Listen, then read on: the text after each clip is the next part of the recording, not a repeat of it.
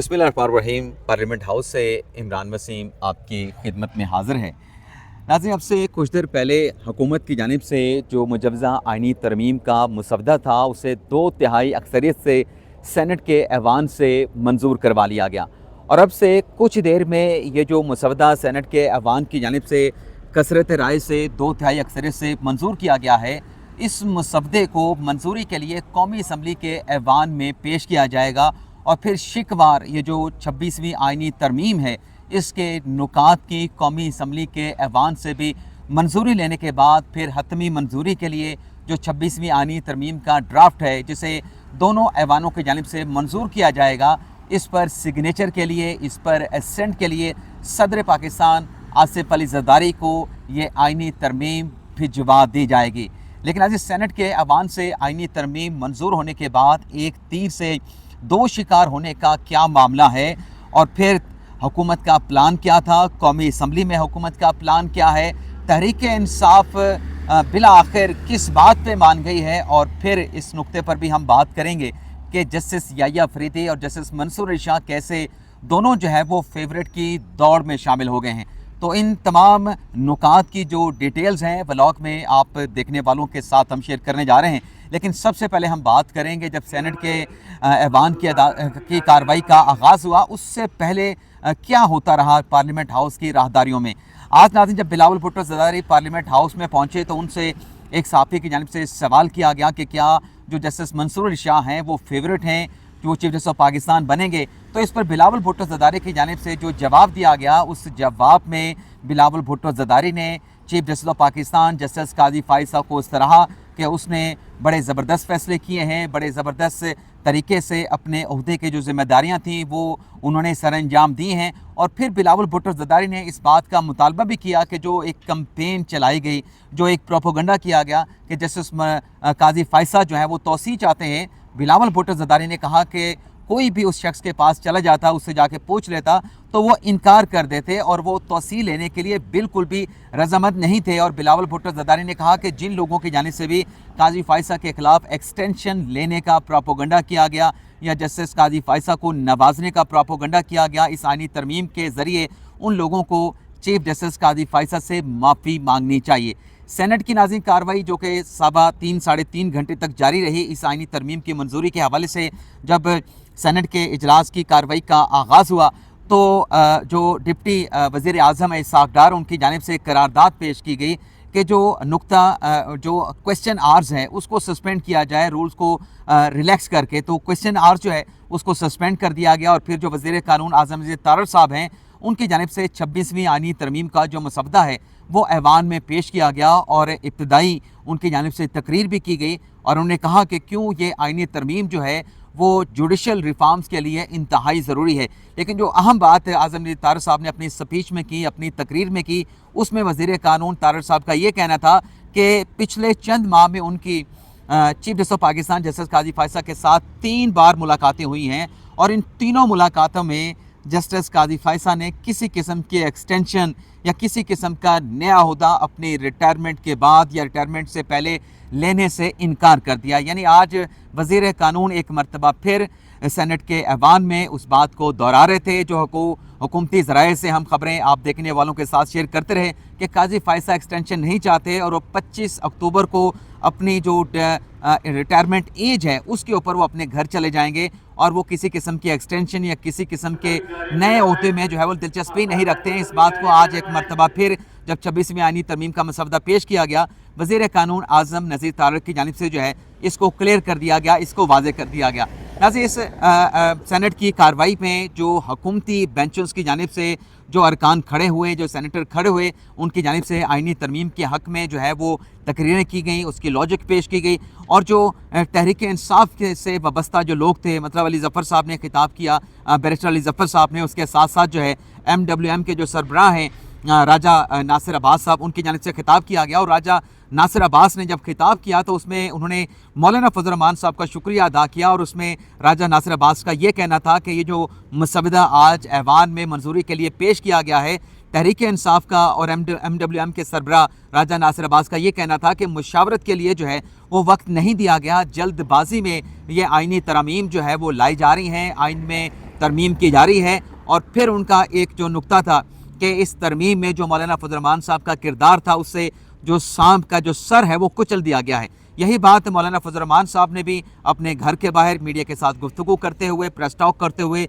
मौलाना फजल रहमान ने भी कही थी कि जो शीशनाक है उसका जो सर है वो कुचल दिया गया है। अब ये शीशनाक कौन है, इस हवाले से हमने मुख्तलिफ दोस्तों से बात की है, मुख्तलिफ अपने साफी साथियों से बात की है, तो किसी के पास भी कोई क्लैरिटी नहीं थी। लेकिन जब MWM के सरबराह पार्लिमानी लीडर राजा नासिर अब्बास साहब ये शीशनाक की बात कर रहे थे तो उनको रिस्पॉन्ड किया गया जो हुकूमती सेनेटर हैं जनाब इरफान सदीकी साहब ने कहना था कि मेरे पास भी शीशनागों की एक बहुत सारी फहरिस्त है, मैं यहाँ पर उन शीशनागों के हवाले से बात कर सकता हूँ, लेकिन यहाँ पे चूँकि आइनी तरमीम मंजूर करानी है, आइनी तरमीम का मुसवदा पेश होना है और उसके ऊपर वोटिंग होनी है, तो मैं वक्त को बचाने के लिए जो मेरे पास शीशनागों की फहरिस्त है उसके ऊपर मैं कोई बात नहीं करूँगा। उसके बाद नाज़रीन जब आइनी तरमीम के हवाले से वोटिंग का आगाज़ हुआ तो उस पर तहरीक इंसाफ के जो सेनेटर हैं ओन अब्बास बिपी साहब, वो खड़े हो गए और खड़े होकर उन्होंने कहा कि नहीं, सबसे पहले तो जो हुकूमती अरकान हैं उनकी मैं गिनती करूंगा कि क्या हुकूमत के पास अपने जो नंबर हैं, जो 64 का नंबर चाहिए था, वो नंबर हुकूमत के पास पूरे भी हैं या फिर धौंस धांधली के साथ जो है आइनी तरमीम जो है उसे आज हुकूमत जो है वो सेनेट के ऐवान से जो है वो पास करवाना चाहती है। तो बिपी साहब ने एक एक करके फर्दन जितने भी हुकूमती सेनेटर हजरात थे, सेनेट के अरकान थे, हुकूमत के जो इत्तेहादी थे, हुकूमत के जो सपोर्ट करने वाले थे, तमाम की गिनती की। बल्कि जब वो गिनती कर रहे थे, मुस्लिम लीग नवाज़ के सेनेटर तलाल चौधरी ने मुखातब करके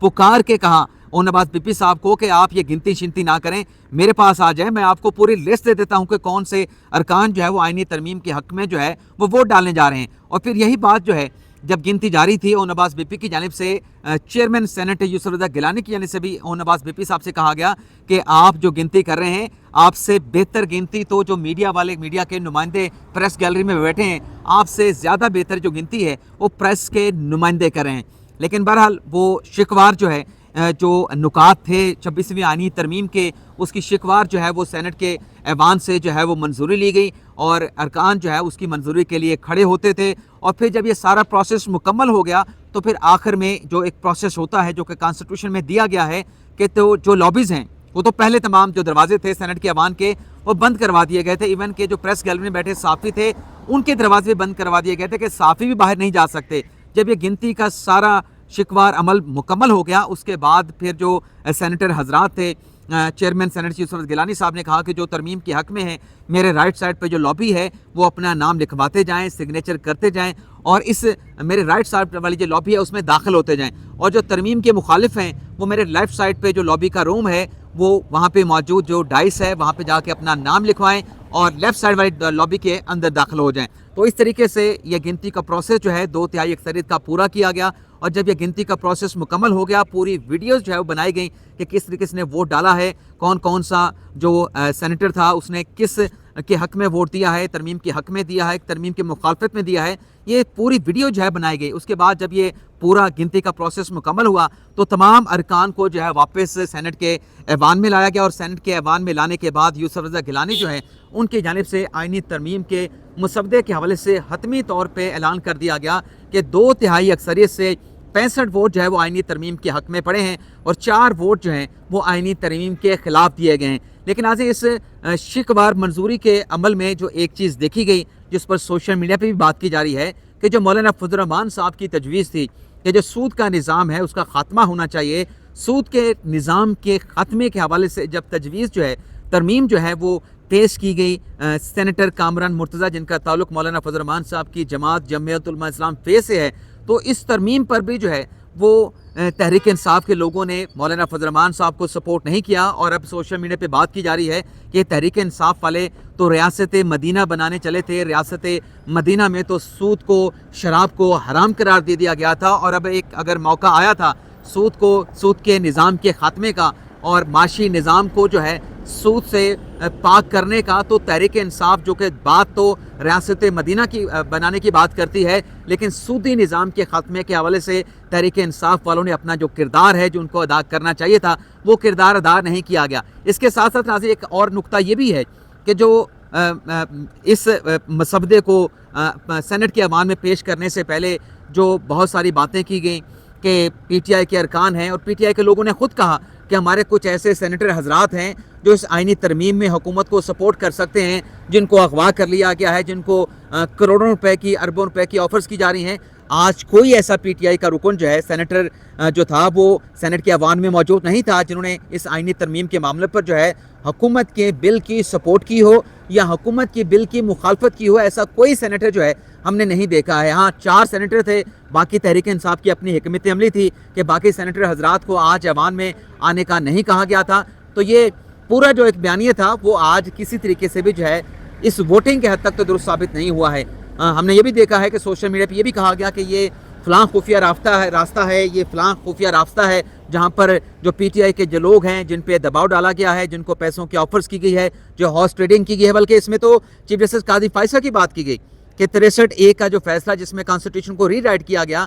उसमें जो कॉन्स्टिट्यूशन को आर्टिकल 63A को जो अपनी एक्चुअल शक्ल में बहाल किया गया है, उसके बाद ये हाउस ट्रेडिंग का जो है वो बाजार लगा है, मंडी लगी है। लेकिन किसी ने भी फ्लोर क्रॉसिंग नहीं किया, किसी ने भी अपनी पार्लिमानी डायरेक्शन के खिलाफ जाकर जो है वो वोट पोल नहीं किया। और पार्लियामेंट का कोई खुफिया रास्ता नहीं,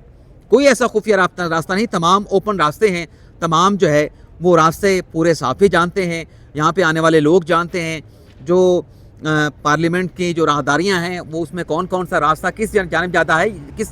है, ये किसी से ढका छुपा नहीं। अब नाज़रीन, जो आइनी तरमीम पास करवा ली गई है, अब आधे घंटे के बाद इसे कौमी असम्बली के ऐवान में, हो सकता है कि जब आप ये व्लॉग देख रहे हो, कौमी असम्बली में भी इस बिल के ऊपर जो है वोटिंग का प्रोसेस जो है वो शुरू हो चुका होगा। कौमी असम्बली का इजलास शुरू हो चुका होगा। लेकिन इसमें एक जो चीज़ है जो मैंने अपने थंबनेल पे लिखी है कि एक तीर से 2 शिकार, इस मुजवजा आइनी तरमीम की मंजूरी से एक जो नई चीज़ और सामने आई है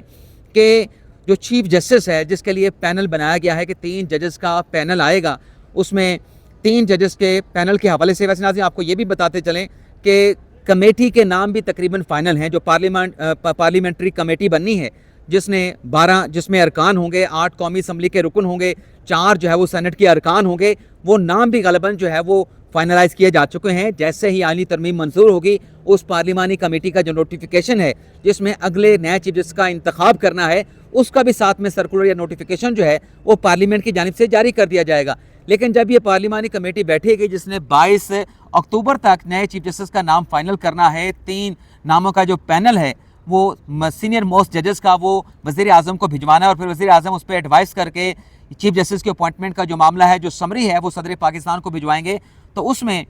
मंसूर अली शाह साहब भी फेवरेट हैं। क्यों फेवरेट हैं? क्योंकि जो कॉन्स्टिट्यूशनल बेंच है ये अलग एंटिटी है, जो आज नई एक क्लैरिटी सामने आई है, जो आइनी तरमीम यहाँ से मंजूर कराई गई है। तो मंसूर अली शाह साहब भी जो है सुप्रीम कोर्ट के चीफ जस्टिस बन सकते हैं। अभी भी वो चीफ जस्टिस बनने की दौड़ में शामिल हैं। और जस्टिस याहिया अफरीदी साहब, वो भी सुप्रीम कोर्ट के चीफ जस्टिस बन सकते हैं। दोनों में से या जस्टिस मुनीब अख्तर साहब, जिनका तीसरा नाम होगा, वो भी बन सकते हैं chief justice of supreme court, chief justice of Pakistan बन सकते हैं। लेकिन अब सवाल ये होगा कि कॉन्स्टिट्यूशनल बेंच का हेड कौन बनेगा। ये नाज़रीन 2 अलग अलग चीज़ें हैं। चीफ जस्टिस की अपॉइंटमेंट अलग चीज़ है, लेकिन जो कॉन्स्टिट्यूशनल बेंच होगा जिसके सामने आइनी मुकदमात की समाअत होगी, जो कॉन्स्टिट्यूशन की इंटरप्रिटेशन के मामलात को देखेगी, जो कि कानून की इंटरप्रिटेशन के मामलात को देखेगी, जो सियासी नोयत के मुकदमात आप सुप्रीम कोर्ट में देखते हैं कि वहाँ पे ज़ेर समाअत आते हैं और फिर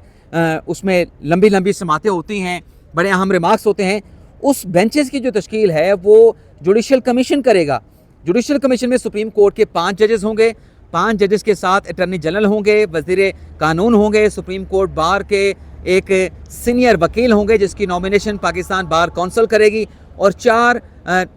पार्लियामेंट के नुमाइंदे होंगे जिसमें 2 कौमी असम्बली के होंगे, 2 सेनेट के होंगे, 2 का ताल्लुक जो है वो ट्रेजरी बेंचेस से होगा यानी हुकूमत से होगा, और 2 का जो ताल्लुक है वो अपोजिशन से होगा। और फिर इसमें एक जो रुकन है जुडिशल कमीशन का, वो मिनॉरिटी का कोई रुकन होगा कौमी असम्बली का, या फिर खातून रुकन होगी कौमी असम्बली की। ये जुडिशल कमीशन ये फैसला करेगा कि जो कॉन्स्टिट्यूशनल बेंच है, उस कॉन्स्टिट्यूशनल बेंच का प्रिजाइड कौन करेगा, और उस कॉन्स्टिट्यूशनल बेंच को जो प्रिजाइड करेगा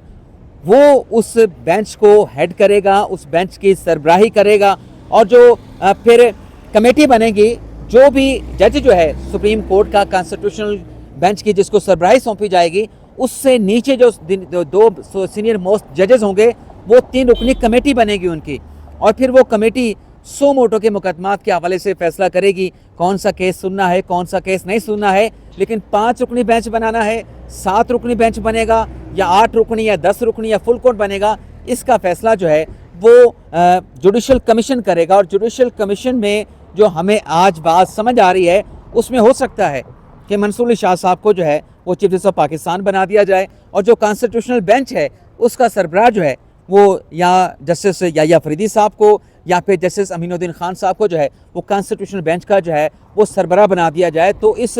डेवलपमेंट से जो मैंने थंबनेल पे लिखा कि एक तीर से दो शिकार, तो दोनों जज साहबान जो हैं दो अलग अलग ओहदों के लिए जो है वो फेवरेट भी हैं। ये भी हो सकता है कि chief justice of Pakistan Yahya Faridi साहब को बना दिया जाए, कॉन्स्टिट्यूशनल बेंच का सरबराह भी जैसे याह्या फरीदी को बना दिया जाए। लेकिन अब ये जो मामला था कॉन्स्टिट्यूशनल अमेंडमेंट का 26वीं आनी तरमीम का सेनेट से पास होने के बाद अब उसको जो है कौमी असम्बली के ऐवान में जो है वो भिजवा दिया गया है। तो अब तक के लिए नाज़रीन इतना ही, आपसे इजाज़त चाहते हैं। अल्लाह ताला हम सबका हामी नासिर, अपनी दुआ में याद रखिएगा। अल्लाह हाफिज़।